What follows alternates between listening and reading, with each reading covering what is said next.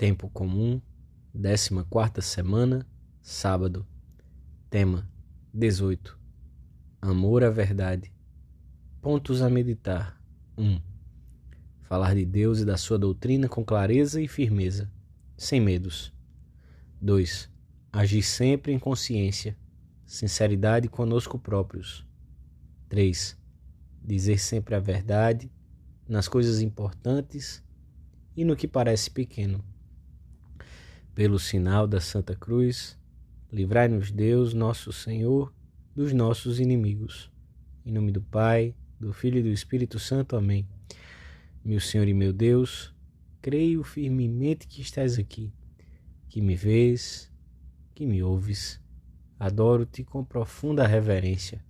Peço-te perdão dos meus pecados e graça para fazer com fruto este tempo de oração. Minha Mãe Imaculada, São José, meu Pai, Senhor, meu anjo da guarda, intercedei por mim.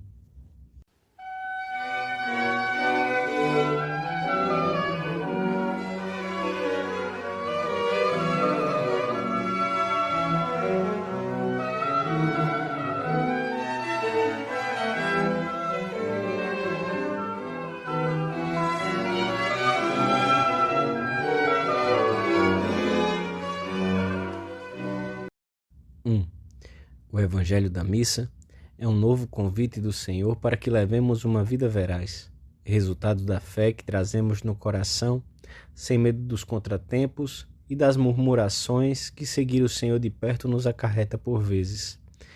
Não é o discípulo mais do que o mestre, nem o servo mais do que o seu Senhor. Se ao amo da casa chamaram-no Beelzebu, quanto mais aos da sua casa. Não os temais. Pode acontecer que numa ou noutra situação tenhamos que sofrer a calúnia ou a difamação por sermos verazes, por sermos fiéis à verdade. Noutras, as nossas palavras ou as nossas ações serão talvez mal interpretadas.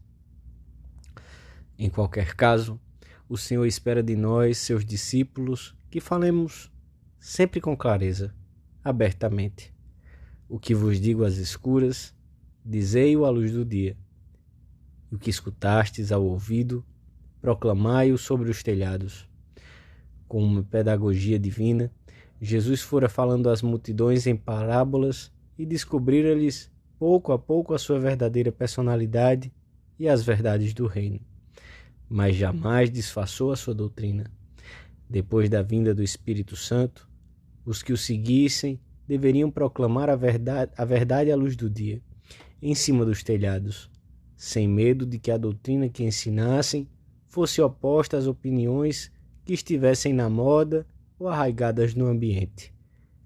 De que outra forma poderiam converter o mundo? Alguns pensam, por tática ou por covardia, que a vida dos cristãos e a sua concepção do mundo, do homem e da sociedade devem passar inadvertidas quando as circunstâncias são adversas ou comprometedoras. Esses cristãos ficariam então como que emboscados no meio de uma sociedade orientada para objetivos radicalmente diferentes.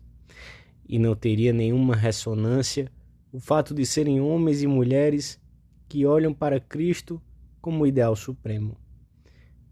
Essa não é a doutrina do Senhor. Eu preguei publicamente diante de toda a gente, responde Jesus a Caifás, quando se aproxima o momento de dar a sua vida por nós. E, no entanto, há cristãos que se envergonham de manifestar patentemente veneração pelo Senhor. Na sociedade em que vivemos, teremos que falar com firmeza, com a segurança de quem tem a verdade do seu lado. De muitos temas de grande transcendência para a família, para a sociedade e para a dignidade da pessoa. Indissolubilidade do casamento, liberdade de ensino, doutrina da Igreja sobre a transmissão da vida humana, dignidade e beleza da castidade, sentido grandioso do celibato e da virgindade por amor de Cristo, consequências da justiça social em relação aos gastos perdulários ou simplesmente desnecessários, aos salários injustos. Talvez haja ocasiões em que, por prudência ou por caridade, devamos calar-nos. Mas nem a prudência, nem a caridade nascem da covardia ou do comodismo. E nunca é prudência calar-se quando desse modo se dá lugar ao escândalo ou à desorientação, ou quando essa atitude equívoca debilita a fé dos outros. O que vos digo às escuras, dizei-o à luz do dia. O Senhor dirige-se com essas palavras a cada um de nós, pois são muitos os inimigos de Deus e da verdade que pretendem e se empenham em conseguir que os cristãos não sejam nem sal, nem luz no meio das tarefas que os ocupam.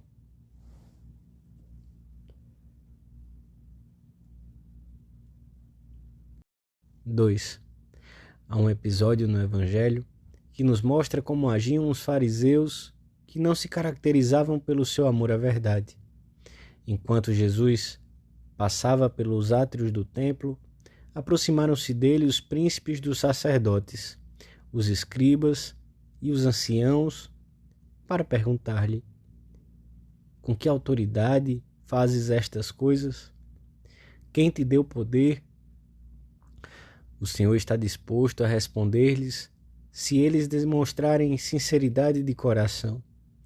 Pergunta-lhes o que pensam do batismo de João, se era do céu e, portanto, gozava da aprovação divina, ou se era apenas dos homens e, como tal, não merecia maior consideração. Mas eles não lhe dão a sua opinião autêntica, a sua opinião em consciência. Analisam antes as consequências das suas possíveis respostas, procurando a mais conveniente para a situação em que se encontram. Se dissermos do céu, pensam, dirá: por que não crestes nele? Mas se dissermos que o batismo do precursor era dos homens, a multidão nos apedrejará, porque todos tinham João por um verdadeiro profeta.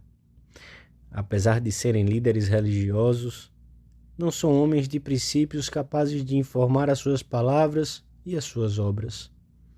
São homens práticos, dedicam-se a fazer política, no que tange ao seu interesse ou comodidade. O raciocínio que fazem é inteligente, mas não estão dispostos a ir mais longe no seu raciocinar. São homens em quem o comodismo substituiu a consciência. Tem por norma de conduta seguir o mais conveniente em cada ocasião. Não atuam de acordo com a verdade. Por isso dizem: não sabemos. Não lhes interessava sabê-lo e muito menos dizê-lo. A reação de Jesus é muito significativa. Então, também, eu não vos direi com que autoridade faço estas coisas. É como se lhes dissesse: se não estáis dispostos a ser sinceros, a olhar nos vossos corações e a encarar a verdade, é inútil o diálogo.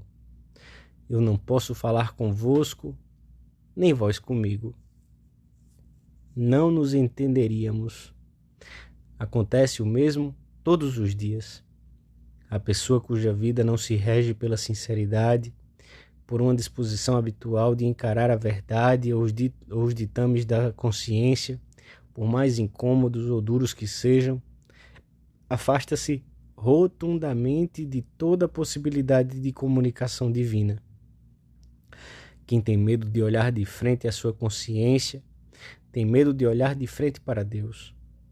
E só os que se dispõem a estar cara a cara com Deus podem ter verdadeiro trato de amizade com Ele. Não é possível encontrar a Deus sem este amor radical pela verdade, como também não é possível entender-se com os homens e conviver com eles. O amor à verdade levar-nos-á a ser sinceros em primeiro lugar conosco próprios, a manter uma consciência clara, sem subterfúgios, a não permitir que fique embaçado por erros não admitidos, por ignorâncias culposas, pelo medo de aprofundar nas exigências pessoais que a verdade implica. Se com a ajuda da graça formos sinceros conosco próprios, também o seremos com Deus. E a nossa vida se inundará de luz, de paz e de fortaleza. Lias naquele dicionário os sinônimos de insincero: ambíguo, ladino, dissimulado, matreiro, astuto. Fechaste o livro enquanto pedias ao Senhor que nunca pudessem aplicar-se a ti esses qualificativos e te propuseste a aprimorar ainda mais esta virtude sobrenatural e humana da sinceridade.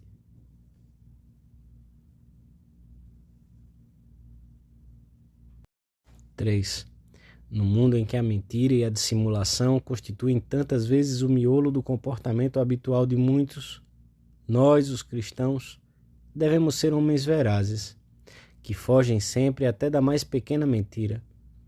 Devemos ser conhecidos pelos que convivem conosco como homens e mulheres que nunca mentem, mesmo nos assuntos de pouca importância, que eliminaram das suas vidas o que cheira à dissimulação, à hipocrisia, à falsidade, que sabem retificar quando erram.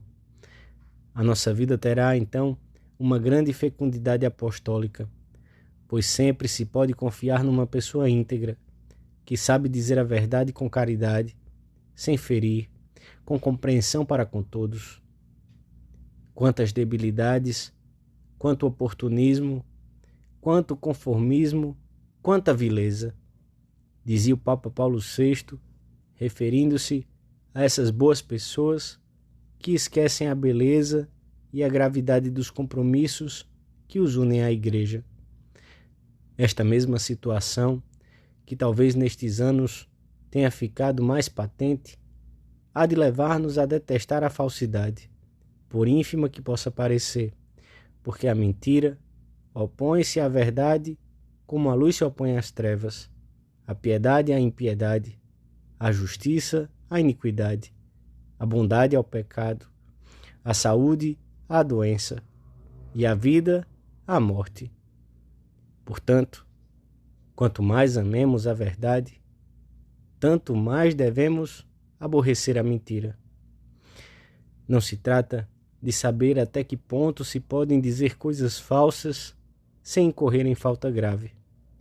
Trata-se de detestar a mentira em todas as suas formas, de dizer a verdade total, e quando por prudência ou caridade não seja possível fazê-lo, então devemos ficar calados, mas não inventar recursos formalistas que tranquilizem falsamente a consciência. Devemos amar a verdade em si mesma e por si mesma, e não apenas pelas suas consequências em relação ao próximo. Devemos detestar a mentira como coisa torpe e vil, seja qual for o fim com que lancemos mão dela. Devemos detestá-la porque é uma ofensa a Deus, suma verdade. Acredita-se facilmente naquilo em que se deseja acreditar. E assim, por exemplo, muitos inimigos da Igreja estão sempre inclinados a dar por certos todos os rumores injuriosos que lhes chegam aos ouvidos, julgando sem indícios suficientes e até informando a opinião pública com base em conjecturas. E isso, no fim das contas, equivale à mentira propriamente dita, pela sua origem e pelas suas consequências. Contra a mentira, friamente empregada tantas vezes, nós temos a verdade, a clareza, a sinceridade sem equívocos nem ambiguidades, a prática firme de uma veracidade nas relações pessoais diárias, nos negócios, na família, nos estudos e nos órgãos de opinião pública quando temos acesso a eles. Não sabemos responder a uma mentira com outra mentira. A oração litúrgica convida-nos a clamar que a nossa voz, Senhor, o nosso espírito e toda a nossa vida seja um contínuo louvor em vossa honra. Que a nossa conversação seja sempre veraz, própria de um filho de Deus. Dou-te graças, meu Deus, pelos bons propósitos, afetos e inspirações que me comunicaste nesta meditação. Peço-te ajuda para os pôr em prática. Minha Mãe Imaculada, São José, meu Pai, Senhor, meu anjo da guarda, intercedei por mim.